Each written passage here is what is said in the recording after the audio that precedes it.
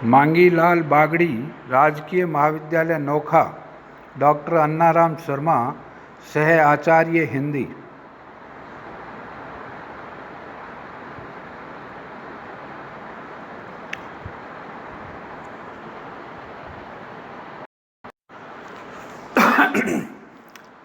कबीर की भक्ति का स्वरूप।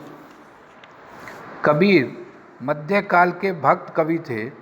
उन्होंने सामाजिक विषमता को दूर करके मानव मात्र के हृदय में भगवत भक्ति का संचार किया।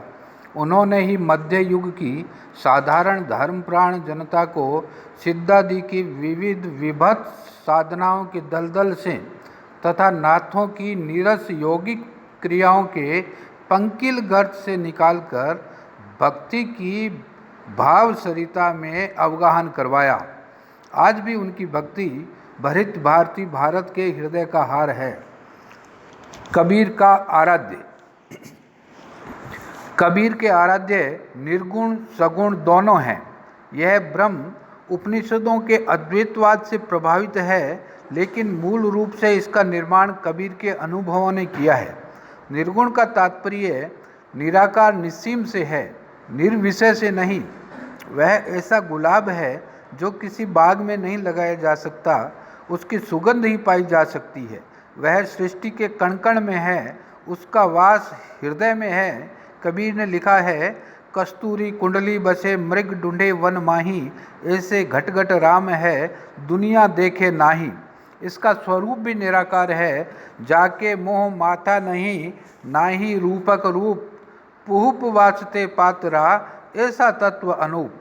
जन साधारण की ग्राह्यता के लिए कबीर सगुण भक्ति का आख्यान भी प्रस्तुत करते हैं। जैसे उन्होंने कहा है, फाड़ी पुटोला धज करूं, कामड़ ली पहिराऊं, जिहि जिहि भेषा हरि मिले, सोई सोई भेष कराऊं।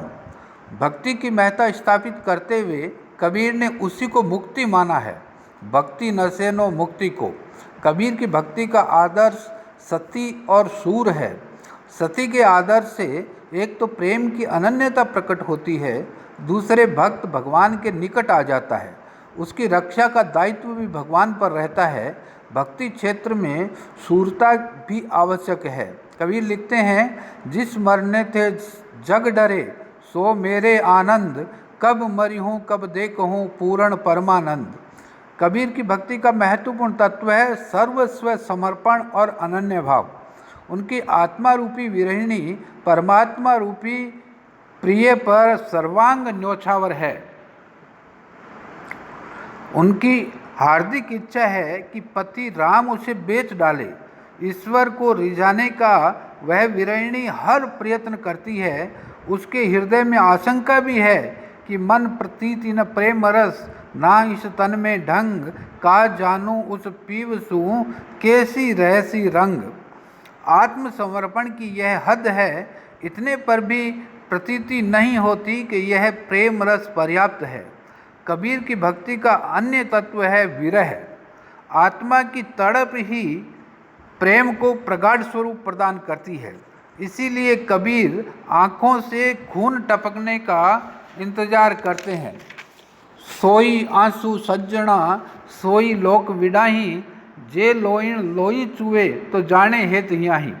उनकी विरहिणी आत्मा पल पल प्रिय का रास्ता देखती है। उसकी आंखों के नीचे झाई पड़ गई है, जीभ पर छाले हो गए हैं। विरहिणी की हताशा और पीड़ाधिक्य द्रष्टव्य है। के विरहिण को मीच दे, के आपा दिखराए, आठ पहर का दांजना, मोपे सहा न जाए। क्योंकि जब विरह का भुवंगम शरीर में बसता है तो अवश्य ही व्यक्ति या तो पागल हो जाता है या मृत्यु को प्राप्त होता है। कबीर भक्ति में निष्काम भाव को अनिवार्य मानते हैं। जब लगी भक्ति सकाम है, तब लगी निष्फल सेव। उन्होंने भक्ति के द्वार सभी के लिए खोलते हुए उसके 3 साधन बताए। पहला साधन है मानव शरीर, दूसरा सतगुरु और तीसरा साधु संगत। भक्ति के लिए आचार निष्ठा आवश्यक है और वह सत्संग से ही प्राप्त होती है। कबीर में प्रपत्ति अर्थात शरणागति के सूत्र भी विद्यमान है। ये शरणागति 6 रूपों में मिलती है। अनुकूल से संकल्प, जैसे कबीर ने कहा है प्रीति रीति सो तुझ सो मेरे बहुगुणियाले कंत, जो हंसी बोलूं और सो तो नील रंगाऊं दंत। इसी प्रकार दूसरा प्रपत्ति का रूप है प्रतिकूलस्य वर्जनम, अर्थात प्रतिकूल का त्याग। मूर्ख संग न कीजिए लोहा जल न तिराई। प्रपत्ति का तीसरा भेद है रक्ष्यतिथि विश्वास, रक्षक रूप में विश्वास करना।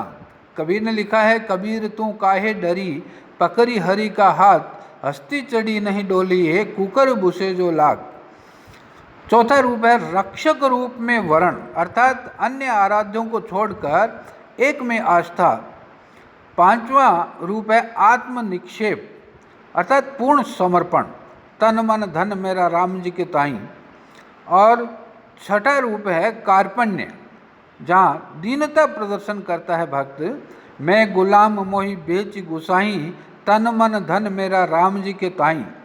इसके अतिरिक्त कबीर में नारद भक्ति सूत्र में वर्णित 11 आसक्तियों का वर्णन भी हुआ है। इन आसक्तियों में गुण महात्म्य शक्ति, नाम स्मरणा शक्ति, रूपा शक्ति आदि मुख्य है।